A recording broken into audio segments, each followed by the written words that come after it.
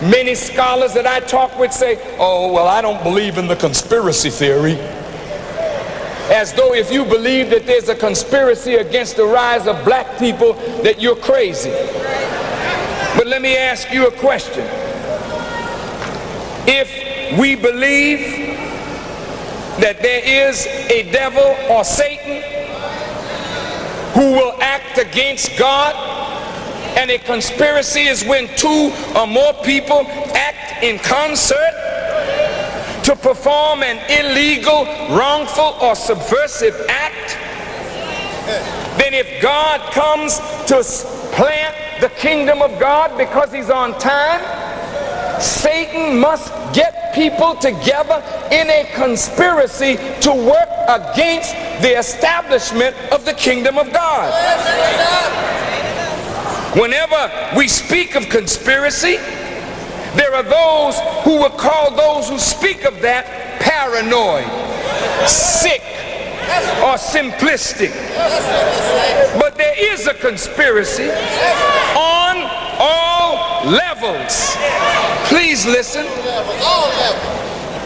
America, the greatest nation in the history of the world, was begun by men who were not the greatest scholars, but they were men inspired by a common vision based upon their understanding and knowledge of the history of church and government in Europe. The founding fathers came to this new world armed with that knowledge, desirous of setting something up that would be free from the influences that destroyed church and government in Europe, that denied the right of the people to know what the aristocracy and the leaders knew. And so the founding fathers of this nation wanted an intelligent people to be a body that would elect and select their rulers.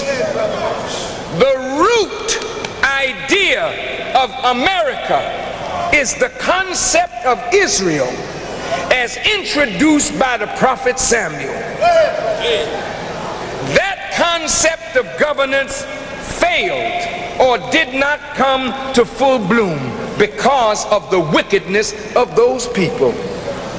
David gathered the material to build the temple to symbolize the nation of Israel.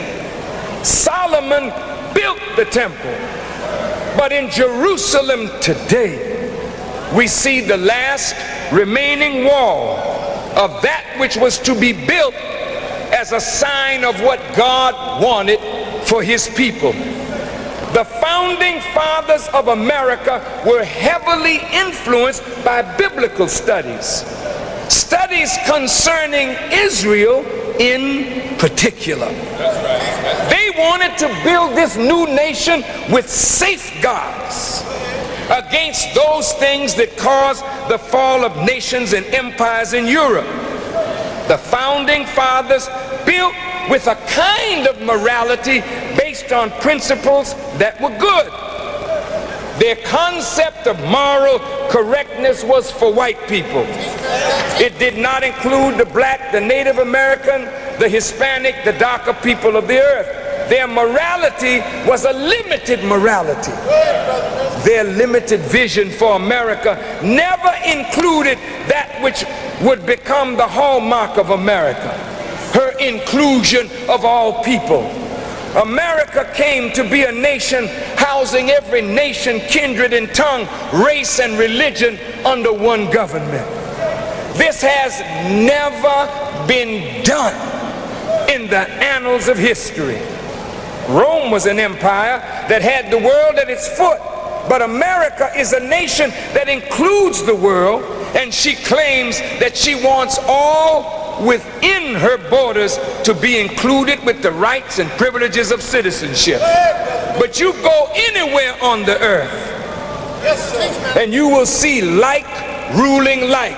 Chinese ruling Chinese, Japanese ruling Japanese, Filipinos ruling Filipinos, Italians, Greek, French ruling themselves. But in America, every human being from every every part of the earth has some measure of inclusion. This is quite a heck of an experiment. But Thomas Jefferson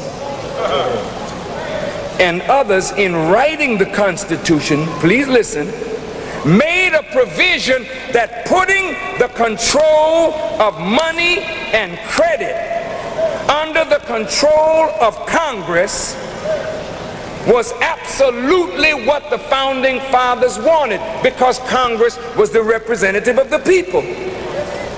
The founding fathers fought against the idea of private control and ownership of a central bank, because they saw how the private ownership of central banks in Europe caused the undoing of nations, as these banks financed wars that ultimately caused the destruction of millions of lives. Thomas Jefferson, in a letter to John Adams, wrote, quote, "I sincerely believe with you that banking establishments are more dangerous than standing armies." Well, what had the founding fathers learned from the history of the activities of privately owned banks in Europe? That history begins with the rise of Mayer Amschel Rothschild. I want you to just put on your thinking caps. We're going down now into the valley, and I want all of you in this audience to walk with me. Mayer Rothschild said that he did not care who governed so long as he controlled the purse strings. The founding fathers of this nation, I really don't think could be considered anti-Semitic. But Jewish people in the new nation called America had a hard way to go. Well, what was that all about? Some whites hate the Jews because of just plain envy at the success and brilliance of this people, whom God has sent so many prophets to. But listen, when a people are given prophets, the presence of a prophet means the presence of revelation. The presence of revelation means that wisdom or knowledge heretofore unknown becomes known, which opens up new horizons of discovery, new horizons of advancement.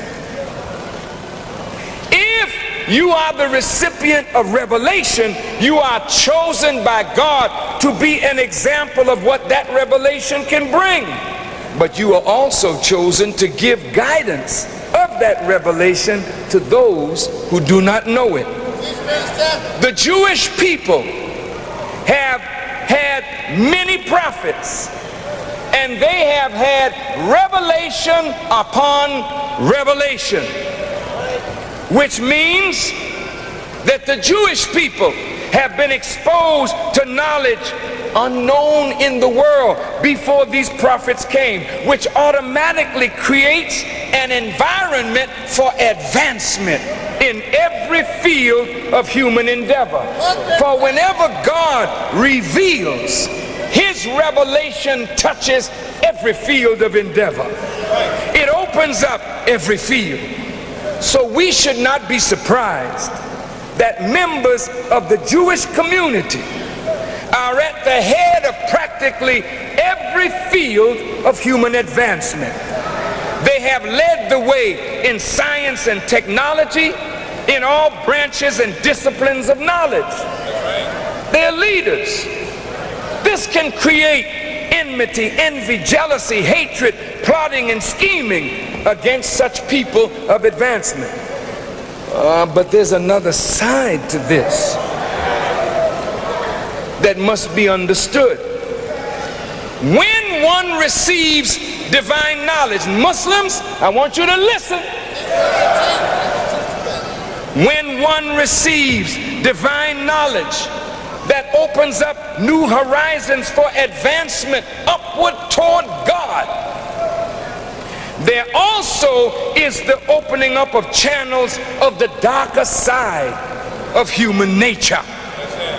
So when a person has knowledge and refuses moral correctness that comes as a responsibility of those who are possessors of knowledge, then those who take knowledge but refuse moral correctness become devils.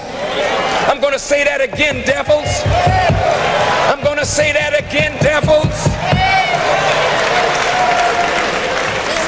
Black devils, white devils, red devils, yellow devils, green devils, purple devils.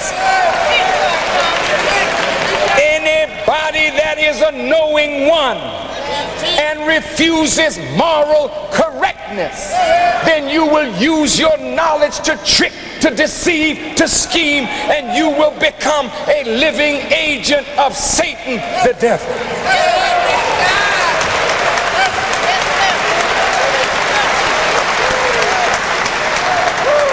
This devil mentality works against the advancement of the person toward God. And this is seen in every community where revelation comes. Muslims, is it seen among us? How many Muslims who heard the teaching of the Honorable Elijah Muhammad that opened up advancement for us, but when the Honorable Elijah Muhammad was gone and we forgot moral correctness, you fell all the way back down like the dog that you were when he found you. Are you listening to me? Behold, the dog returns